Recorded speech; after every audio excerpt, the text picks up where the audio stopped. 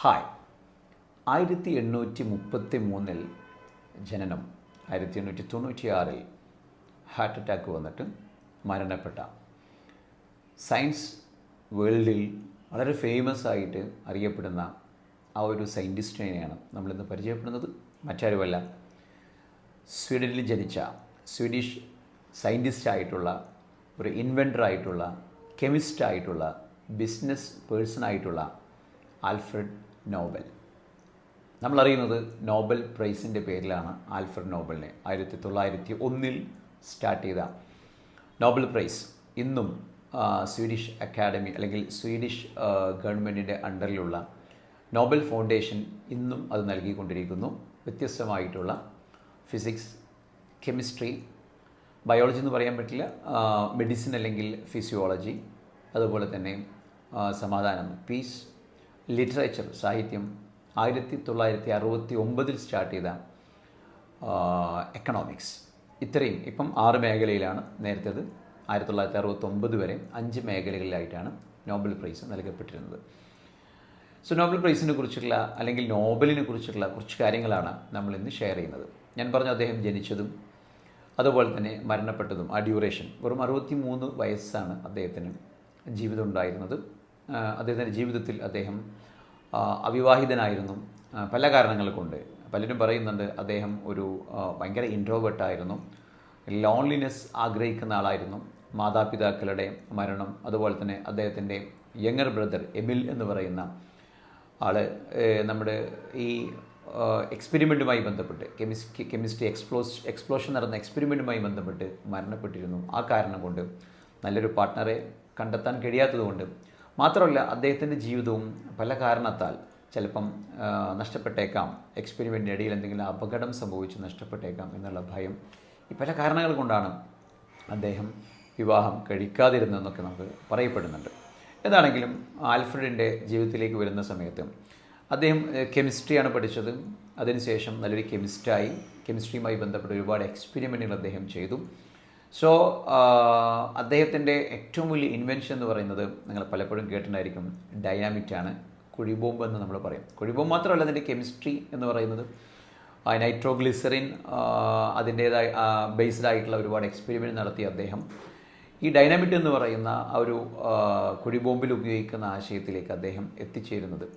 ശരിക്കും പറഞ്ഞാൽ അതൊരു വെപ്പണായിട്ടല്ല അദ്ദേഹത്തിൻ്റെ മനസ്സിലുണ്ടായിരുന്നത്. അത് മൈനിങ്ങിലൊക്കെ നമുക്കറിയാം, കുഴിച്ചെടുക്കാൻ പാറയും കാര്യങ്ങളൊക്കെ പൊട്ടിക്കാൻ വേണ്ടിയിട്ടും, അതുപോലെ തന്നെ കൺസ്ട്രക്ഷൻ ഫീൽഡിൽ പലപ്പോഴും നമ്മൾ നിർമ്മാണമൊക്കെ നടത്തുന്ന സമയത്ത് പല സ്ഥലത്തും നമുക്ക് എന്ത് ചെയ്യേണ്ടി വരും, ഇതുപോലത്തെ ഒരുപാട് സംഭവങ്ങൾ നമുക്ക് എക്സ്പ്ലോഷൻ നടത്തി റിമൂവ് ചെയ്യേണ്ടി വരും. സോ അതിനൊക്കെ വേണ്ടിയിട്ടാണ് അദ്ദേഹം ഇത് വിഭാവന ചെയ്തതെങ്കിലും നമുക്കറിയാം, എല്ലാ പോസിറ്റീവായ കാര്യങ്ങൾക്കും അപ്പുറത്ത് നെഗറ്റീവ് സൈഡ് ഉണ്ടാവും. ഇതൊരു ഡിസ്ട്രക്റ്റീവ് വെപ്പണായിട്ടും ഉപയോഗിക്കാമെന്നും അങ്ങനെയാണ് ഡൈനാമിറ്റ് ഒരു കുഴിബോംബിൻ്റെ പര്യായമായിട്ട് മാറുന്നത്. എന്താണെങ്കിലും പല മേഖലകളിൽ ഇത് ഉപയോഗിച്ചു. അതുപോലെ തന്നെ ആൽഫ്രഡ് നോബലിനെ കുറിച്ച് പറയുകയാണെങ്കിൽ അദ്ദേഹം നല്ലൊരു ബിസിനസ് മാൻ ആയിരുന്നു. അദ്ദേഹത്തിന് മൈനിങ് മേഖലയിലും അതുപോലെ തന്നെ ഓയിൽ റിഫൈനിങ്ങിലും അതുപോലെ തന്നെ വ്യത്യസ്തമായിട്ടുള്ള കെമിക്കൽസ് ട്രേഡ് ചെയ്യുന്നതുമായി ബന്ധപ്പെട്ട നല്ലൊരു ബിസിനസ് സാമ്രാജ്യം തന്നെ ആൽഫ്രഡ് നോബലിന് ഉണ്ടായിരുന്നു. സോ അദ്ദേഹത്തിൻ്റെ ജീവിതം അങ്ങനെ പോകുന്നു. ഞാൻ പറഞ്ഞു നേരത്തെ, അദ്ദേഹത്തിൻ്റെ ബ്രദർ എക്സ്പ്ലോഷനിൽ മരണപ്പെട്ട കാര്യങ്ങളൊക്കെ അദ്ദേഹത്തിന് ഡീപ്പായിട്ട് അഫക്റ്റ് ചെയ്തിട്ടുണ്ടാവാം. അങ്ങനെ ജീവിക്കുന്നിടയിൽ ഒരുപാട് സമ്പാദ്യമൊക്കെ ഉള്ളതിനിടയിലാണ് 1888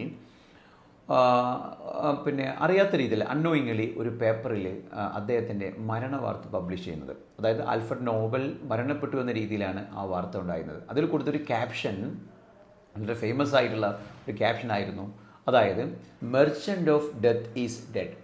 അതായത് മരണത്തിൻ്റെ വ്യാപാരി മരണപ്പെട്ടിരിക്കുന്നു എന്ന പേരിലാണ് ഒരു ന്യൂസ് പേപ്പറിൽ അറിയാതെ അദ്ദേഹം മരിച്ചിട്ടില്ല ആ മരണ വാർത്തയായിട്ട് വന്നത്. ഇത് ആൽഫ്രഡ് നോബലിനെ വളരെയധികം ചിന്തിപ്പിച്ചു. കാരണം അദ്ദേഹം മനസ്സിലാക്കി, ലോകം എന്നെ കാണുന്നത് മരണത്തിൻ്റെ വ്യാപാരിയായിട്ടാണ്.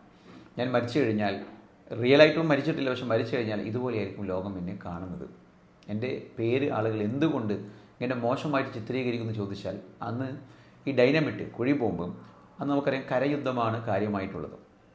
ഈ കരയുദ്ധം ഉണ്ടാകുന്ന സമയത്ത് ശത്രുക്കൾ ആക്രമിക്കാൻ വരുന്ന പാതകളെല്ലാം തന്നെ കുഴിബോംബുകൾ കുഴിച്ചിടും. അതായത് ഡൈനാമിറ്റ് നമ്മൾ സിനിമയിലൊക്കെ കണ്ടിട്ടുണ്ടായിരിക്കും. അറിയാതെ അതിന് മുകളിൽ ചവറുകളൊക്കെ വിതറി അറിയാതെ എങ്ങാനോ അതിന്മേൽ ചവിട്ടിക്കഴിഞ്ഞിട്ടുണ്ടെങ്കിൽ എന്താണെങ്കിലും അത് പൊട്ടിത്തെറിച്ച് ഇവർ മരിക്കും, നമ്മൾ കണ്ടിട്ടുണ്ടാവും. ഇവിടെയല്ല പ്രശ്നം. യുദ്ധം കഴിഞ്ഞ് ഇവരെല്ലാം തിരിച്ചു പോകും, യുദ്ധമെല്ലാം അവസാനിക്കും, അവർ സന്ധിയിലാവും. പക്ഷേ ഈ മണ്ണിൽ കുഴിച്ചിട്ട കുഴിബോംബുകൾ പലതും കുഴിച്ചിട്ടത് എവിടെയെന്ന് അറിയാതെ നമുക്ക് തിരിച്ചെടുക്കാൻ പറ്റാറില്ല. പലപ്പോഴും അറിയാത്ത പല സ്ഥലങ്ങളിലും കുഴിബോംബുകൾ ഉണ്ടാവാം. ഇതിൽ ചവിട്ടിയിട്ട് ആടിനെ മേയ്ക്കുന്ന സാധാരണക്കാർ, കുട്ടികളൊക്കെ പലരും മരണപ്പെട്ടിരുന്നു. അതായത് നമുക്കറിയില്ല, നമ്മൾ കളിക്കാൻ പോകുന്ന സമയത്ത് എവിടെയെങ്കിലും പെട്ടെന്ന് എക്സ്പ്ലോഷൻ നടന്ന് മരണപ്പെടും, കാരണം അവർ കുഴിബോംബുണ്ടായിരുന്നു. ഇങ്ങനെ ലോകത്തിൻ്റെ പല ഭാഗങ്ങളിലും റിപ്പോർട്ട് ചെയ്യപ്പെട്ട സമയത്ത് ഇതിൻ്റെ ഇൻവെൻഡർ എന്ന രീതിയിൽ ആൽഫ്രഡ് നോബൽ ആണല്ലോ.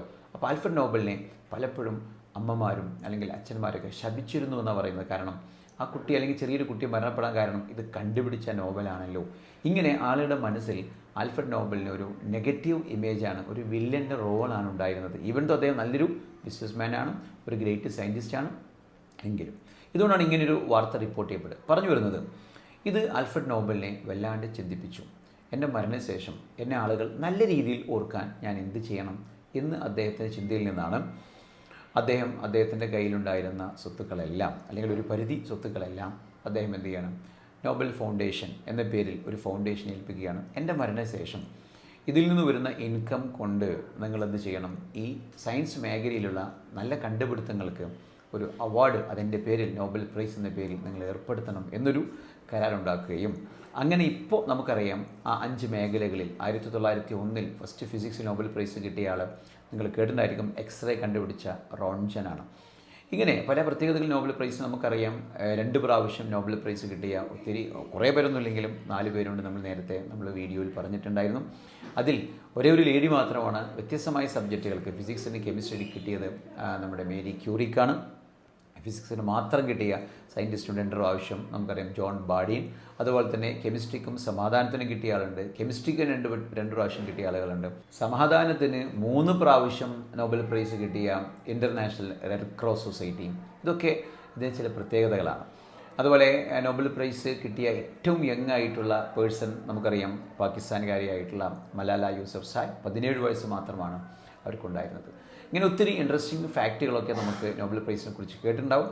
എനിവേ, ഈ നോബലിൻ്റെ ചിന്തയിൽ നിന്നാണ്, എന്നെ നല്ല രീതിയിൽ ആളുകൾ ഓർക്കണമെന്ന ചിന്തയിൽ നിന്നാണ് ഈ നോബൽ പ്രൈസ് ആരംഭിക്കുന്നത്. ഇത് നിങ്ങൾക്കറിയാം, സയൻസ് മേഖലയിലെ ഏറ്റവും വലിയ ഒരു റെക്കഗ്നീഷനാണ് നോബൽ പ്രൈസ് കിട്ടുക എന്ന് പറയുന്നത്. അതായത് നോബൽ പ്രൈസ് ഏതായാലും 8 കോടിയിലധികം രൂപയാണ് സയൻറ്റിസ്റ്റുകൾക്ക് വിധിച്ചു കൊടുക്കുന്നത് ഇയർലി. ഈ എല്ലാ കാര്യങ്ങളും വിതരണം ചെയ്യുന്നത് ഡിസംബർ 10-നാണ് ഈ നോബൽ അതിൻ്റെ ആ ഒരു ആക്ടിവിറ്റീസ് ഡേ ആചരിക്കുന്നത്. അതായത് ഈ നോബലിൻ്റെ ഡെത്ത് ആനിവേഴ്സറി ആണെന്ന്. അന്നാണ് സ്വീഡനിലെ സ്റ്റോക്ക്ഹോമിൽ വെച്ച് ഇത് വിതരണം ചെയ്യുന്നത്. എക്സെപ്റ്റ് സമാധാനത്തിനുള്ള സമ്മാനം അല്ലെങ്കിൽ നോബൽ പ്രൈസ് കൊടുക്കുന്നത് നോർവേയിൽ, ഓസ്ലോയിൽ വെച്ചിട്ടാണ്. ബാക്കിയെല്ലാം സ്വീഡനിൽ വെച്ച് തന്നെയാണ് വിതരണം ചെയ്യുന്നത്.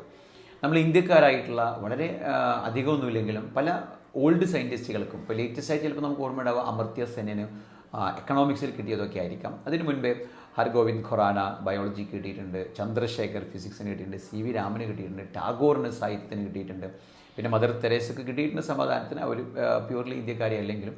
അപ്പോൾ ഇങ്ങനെ ഒരുപാട് ഇന്ത്യക്കാരുടെ പേരുകളും നിങ്ങൾ ഒരുപക്ഷെ ഇതുമായി ബന്ധപ്പെട്ടിട്ടുണ്ടാകും. ഇൻട്രസ്റ്റിംഗ് ആയി മറ്റൊരു കാര്യം, നോബൽ പ്രൈസ് ഒരിക്കലും മാത്തമാറ്റിക്സിന് കൊടുക്കുന്നില്ല എന്നുള്ളതാണ്. മാത്തമാറ്റിക്സ് വളരെ റെപ്യൂട്ടഡ് ആയിട്ടുള്ള ഒരു ബ്രാഞ്ച് ആണെങ്കിലും എന്തുകൊണ്ട് മാത്തമാറ്റിക്സിന് കൊടുക്കുന്നില്ല എന്നുള്ളത് പലപ്പോഴും ഒരു കോൺട്രഡിക്ടറി ക്വസ്റ്റ്യൻ ആയിരുന്നു. നമ്മളെപ്പോഴും പറയാറുണ്ട്, മാത്തമാറ്റിക്സ് ഏറ്റവും മേലെ നിൽക്കുന്നൊരു കാര്യമാണ്. Mathematics is the language of science. Maths ഉണ്ടെങ്കിലേ സയൻസ് ഉള്ളൂ. അപ്പോൾ അതുകൊണ്ടായിരിക്കാം വി ഡോണ്ട് നോ ആക്ച്വലി എന്താണെങ്കിലും മാത്തമാറ്റിക്സിന് ഈ ഒരു നോബൽ പ്രൈസ് വിതരണം ചെയ്യുന്നില്ല എന്നുള്ളത് ഇതിനൊരു ഇൻട്രസ്റ്റിംഗ് ആയിട്ടുള്ള കാര്യമാണ്. എന്താണെങ്കിലും ഈ നോബൽ പ്രൈസ് അല്ലെങ്കിൽ ആൽഫ്രഡ് നോബലുമായി ബന്ധപ്പെട്ട കുറേ കാര്യങ്ങൾ നമ്മൾ കേട്ടിട്ടുണ്ടായിരിക്കും. സോ ഈ നോബൽ പ്രൈസുമായി ബന്ധപ്പെട്ട കുറേ കാര്യങ്ങൾ പല മേഖലകളിൽ നമുക്ക് പലപ്പോഴും ഇൻട്രസ്റ്റ് വരുത്തുന്ന കാര്യങ്ങളാണ്. സോ നോബൽ പ്രൈസുമായി ബന്ധപ്പെട്ടുള്ള ഒത്തിരി കാര്യങ്ങൾ നമ്മൾ പറഞ്ഞിട്ടുണ്ട്. 2-3 കാര്യങ്ങളോട് പറഞ്ഞ് നമുക്ക് അവസാനിപ്പിക്കുകയാണ്. അതായത് നോബൽ പ്രൈസ് മ്യൂസിയം ഉണ്ട് സ്വീഡനിൽ, സ്റ്റോക്ക്ഹോം. അപ്പോൾ ഇനി എപ്പോഴെങ്കിലും നമ്മൾ സ്വീഡൻ സന്ദർശിക്കുന്ന സമയത്ത് നിർബന്ധമായിട്ടും നമ്മൾ ഈ മ്യൂസിയത്തിൽ പോകണം. കാരണം ഇവിടെ നോബൽ പ്രൈസിൻ്റെ എല്ലാ ഹിസ്റ്ററി അല്ലെങ്കിൽ നോബലുമായി ബന്ധപ്പെട്ട ഹിസ്റ്ററിയും കാര്യങ്ങളൊക്കെ അറേഞ്ച് ചെയ്തിട്ടുണ്ട്. ആ കാര്യങ്ങൾ നമ്മൾ നോക്കണം. അതുപോലെ തന്നെ നോബൽ പ്രൈസ് എന്താണ് കൊടുക്കുന്നത് വെച്ചിട്ടുണ്ടെങ്കിൽ നമുക്കറിയാം, നമുക്കൊരു മെഡലുണ്ട്, അതല്ലെങ്കിൽ ഒരു ഗോൾഡ് കോട്ടറായിട്ടുള്ള മെഡലുണ്ട്, അതുപോലെ തന്നെ സർട്ടിഫിക്കറ്റ് ഉണ്ട്, അലോങ് വിത്ത് ക്യാഷ് പ്രൈസ് ഉണ്ട്. സോ ഇത്തരം കാര്യങ്ങൾ പറഞ്ഞ് അവസാനിപ്പിക്കുന്നതിന് മുമ്പേ വളരെ രസകരമായിട്ടൊരു കാര്യമുണ്ട്. ഇത്രയും റെപ്യൂട്ടഡ് ആയിട്ടുള്ള നോബൽ പ്രൈസ് കിട്ടണമെന്നാണ് നമ്മൾ ഓരോരുത്തരും ആഗ്രഹിക്കുന്നില്ലേ. ഇത് അവാർഡ് ചെയ്യുന്ന സമയത്ത് നിരസിച്ചൊരു വ്യക്തിയെ ഒന്ന് സങ്കല്പിച്ച് നോക്കുകയും എനിക്ക് നോബൽ പ്രൈസ് വേണ്ട, അത് എൻ്റെ സ്വാതന്ത്ര്യത്തിന് തടസ്സമാകുമെന്ന് പറഞ്ഞുകൊണ്ട് നോബൽ പ്രൈസ് വാങ്ങാതെ അത് നിരസിച്ച ഒരു സാഹിത്യകാരനുണ്ട്, ഫ്രഞ്ച് സാഹിത്യകാരനായിട്ടുള്ള ഷോൺ പോൾ സാർത്ര. അദ്ദേഹം വളരെ ഫേമസ് ആയിട്ടുള്ള എഴുത്തുകാരനാണ്. അദ്ദേഹം ഫ്രഞ്ച് ഗവൺമെൻറ്റിൻ്റെ ബഹുമതിയും ഇതുപോലെ നിരസിച്ചിട്ടുണ്ട്. സോ ഒരു ബഹുമതികളും തൻ്റെ വ്യക്തിത്വത്തിന് വിഘാതമാവരുത് എന്ന ചിന്തയിൽ നിന്നാണ് അദ്ദേഹം ഇത് ചെയ്തിട്ടുള്ളത്. എനിവേ, നോബൽ പ്രൈസുമായി ബന്ധപ്പെട്ട് ഇപ്പോൾ നമ്മൾ പറഞ്ഞതല്ലാത്ത ഏതെങ്കിലും കാര്യങ്ങളൊക്കെ നിങ്ങൾക്ക് അറിയാമെങ്കിൽ അത്തരം കാര്യങ്ങൾ നിങ്ങൾ കമൻറ്റ് ബോക്സിൽ ഒന്ന് ഷെയർ ചെയ്യാം. മറ്റുള്ള ആളുകൾക്കുള്ള വിവരങ്ങളാണ് ഇതൊക്കെ. പലപ്പോഴും പല ഇൻഫർമേഷൻസ് നമുക്ക് കിട്ടുമെങ്കിലും ഒരു കൺസോൾഡേറ്റ് ആയിട്ടുള്ള കാര്യങ്ങൾ നമുക്ക് കിട്ടുമ്പോഴായിരിക്കും അതിനെക്കുറിച്ച് നമുക്കൊരു പ്രിസൈസ്ഡ് ആയിട്ടുള്ള അല്ലെങ്കിൽ ഒരു ചെറിയ സമയം കൊണ്ട് നമുക്കൊരു നല്ല നോളജ് നമുക്ക് ഗ്യാദർ ചെയ്യാൻ പറ്റുള്ളൂ. സോ ഇത്തരത്തിലുള്ള ഇൻഫർമേഷനുമായി ഞങ്ങൾ വീണ്ടും വരാം. അതുവരേക്കും നന്ദി, നമസ്കാരം.